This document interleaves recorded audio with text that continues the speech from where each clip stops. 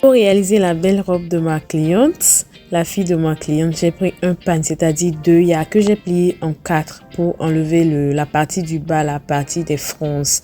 Voilà, donc j'ai pris toute la mesure de la robe et j'ai enlevé la taille. Voilà, ce que je suis en train de tracer là, le bas, ça sera les fronces.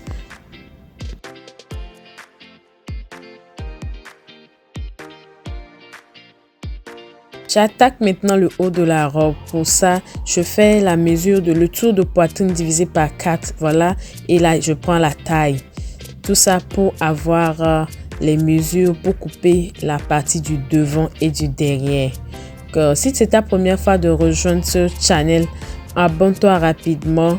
Je suis styliste, je vis aux États-Unis, je fais les tenues sur mesure et aussi en prêt-à-porter. Si tu as besoin des belles tenues, contacte-moi rapidement, mon numéro est dans la bio.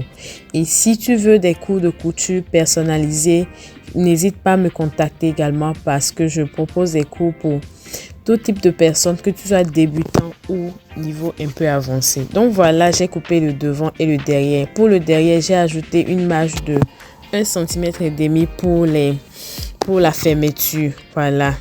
Et comme c'est une petite fille, j'ai pris au niveau de l'encolure, j'ai pris 3 sur 4.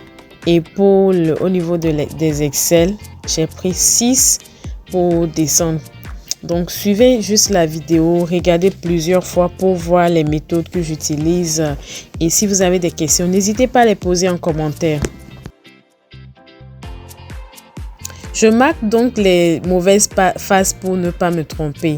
Et vu qu'il y a une petite décoration sur la robe, je viens placer ma dentelle pour créer la décoration. Voilà, je vais découper. Tout ça, je l'ai fait avant de passer à la machine. Je fais tout ça. À ce niveau, j'avais déjà doublé tout le haut de la robe. J'avais déjà tourné l'encolure et tout. Je viens maintenant tailler juste les aisselles. Vous voyez, non? La robe prenait déjà forme. Maintenant, j'ai déjà fait les fronces du bas aussi. Ici, je vais vous donner une meilleure stratégie que j'utilise pour que les fronces puissent donner bien sans même mettre du gonflant dans la robe. Je n'ai pas mis du gonflant dans cette robe. Hein. Regardez, je viens poser les fronces.